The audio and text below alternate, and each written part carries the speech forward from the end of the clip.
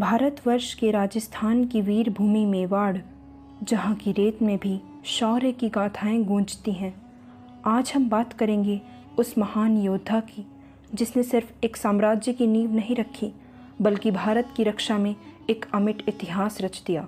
यह कहानी है गहलोत वंश के संस्थापक, मेवाड़ के पहले महान शासक और हिंदवी स्वराज्य के पहले रक्षक बाप्पा रावल की। तो आइए चलते हैं 8वीं शताब्दी के उस दौर में, जब विदेशी आक्रांताओं की क्रूरता और बर्बरता के चलते धर्म और संस्कृति के महारक्षक सम्राट बाप्पा रावल का जन्म हुआ और किस प्रकार उन्होंने शौर्य और पराक्रम से अरबों को भारत से बुरी तरह खदेड़ दिया। पिता नागादित्य एवं माता कमलावती के पुत्र बाप्पा गुहिलोत वंश के वंशज थे। उनका जन्म नाम काल भोज था। बाप्पा का बाल्यकाल कष्टदायी एवं सुखों से वंचित था।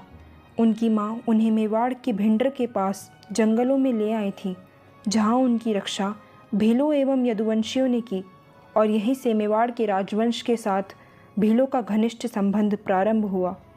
इन्हीं जंगलों में बाप्पा शैव साधु हरित ऋषि से मिले, जिन्होंने उन्हें विद्या, राजा के नैतिक मूल्यों एवं सनातन धर्म के मौलिक सिद्धांतों की शिक्षा दी।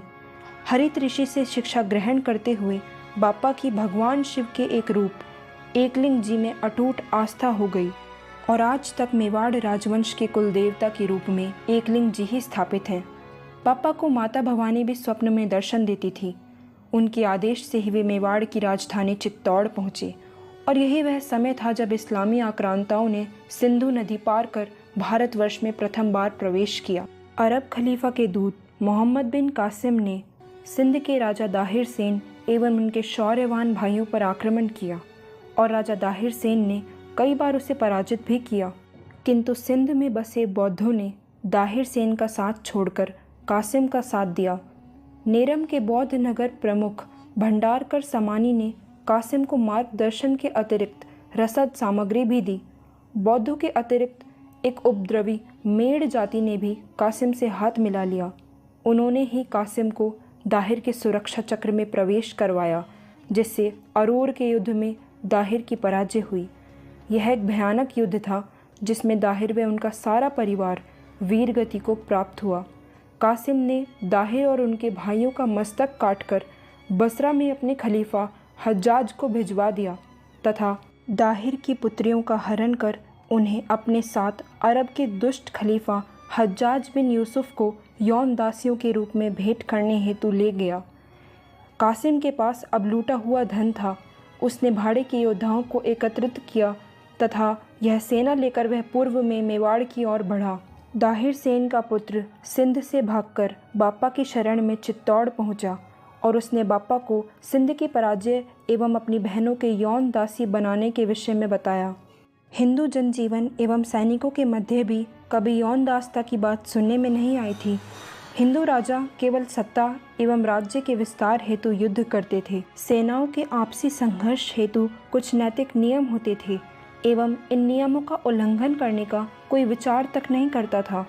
आमजन, कृषक, व्यापारी वर्ग अथवा कलाकारों को कष्ट नहीं दिया जाता था, तथा जनजीवन सामान्य रूप से चलता रहता था। केवल राजाओं में ही सत्ता का हस्तांतर होता था। हिंदू परंपराओं के आधार पर राजवंश एवं आमजन की महिलाओं का हरण व बलात्कार करने अथवा उन पर अधिकार करने का तो कोई विचार तक नहीं कर सकता था। इस्लामी अतिवादियों ने महिलाओं पर यौन अत्याचार, उनके अपहरण व अपमान की परिपाटी को हमारी महान वैदिक भूमि पर सर्वप्रथम आरंभ किया, एवं उन्होंने ही अरबी सभ्यता में प्रचलित स्त्रियों के साथ अभद्र व्यवहार की विचारधारा से हमारी महान सभ्यता में वैचारिक प्रदूषण का बीज डाला। बाप्पा ने जब कासिम द्वारा महिलाओं पर इस प्रकार के अत्याचार के विषय में सुना तो वे क्रोधित हो गए, किंतु वे यह समझ गए थे कि हिंदुओं को इन बाहरी शक्तियों से संघर्ष करने हेतु हिंदू संगठन की आवश्यकता पड़ेगी। बाप्पा ने इस लंबे संघर्ष हेतु स्वयं को तैयार कर लिया, क्योंकि उन्हें समझ आ चुका था कि अरब मलेच्छ हिंदुओं की धर्मधरा पर बार बार आक्रमण करेंगे, और इन्हें पराजित कर अपनी धरती को बचाने हेतु संघर्ष करना होगा। बाप्पा ने मेवाड़ की सेना का नेतृत्व करते हुए गुज्जर प्रतिहार वंश के नागभट्ट के साथ मित्रता की, जो उस समय मालवा क्षेत्र यानी आज के मध्य प्रदेश पर शासन करते थे। बापा ने गुजरात के जय भट्ट के साथ भी मित्रता की एवं इन सब ने मिलकर हिंदू सेना का एक संगठन बनाया। वर्तमान के मारवाड़ में मंडोवर के निकट बापा रावल के नेतृत्व में हिंदू सेना के 5-6 हज़ार सैनिकों का 60,000 अरबों के साथ एक भयानक युद्ध हुआ। इस युद्ध में हिंदू सेना ने अपने से बड़ी और क्रूर सेना को निर्णायक तौर पर पराजित किया। जुन्नैद का वध कर दिया गया तथा अरब सेना का संपूर्ण विनाश कर दिया गया। अरब के उम्मैद वंश के विरुद्ध हिंदुओं की यह विजय एक स्पष्ट संदेश था कि वे भारत की पुण्य भूमि की ओर नहीं लौटे।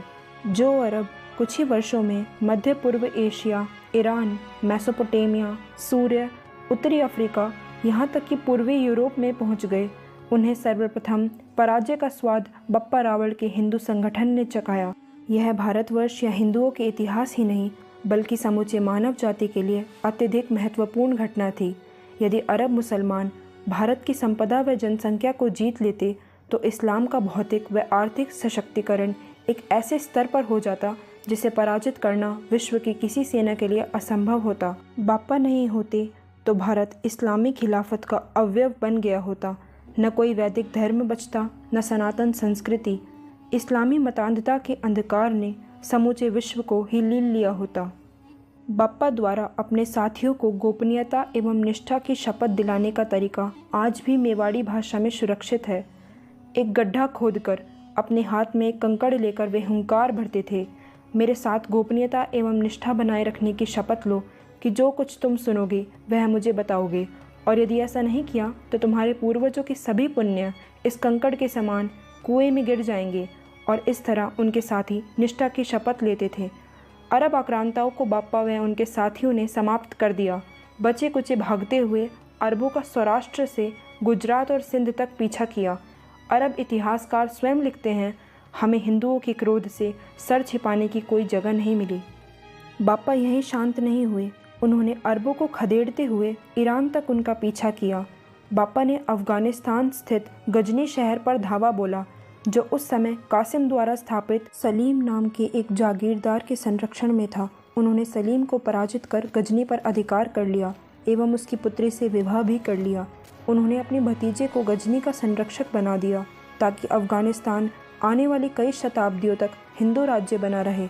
उन्होंने अरब से लौटते समय थोड़ी थोड़ी दूर पर हिंदू चौकियां स्थापित की ताकि इस्लामी सेनाओं द्वारा भविष्य में होने वाले आक्रमणों को वहीं रोका जा सके।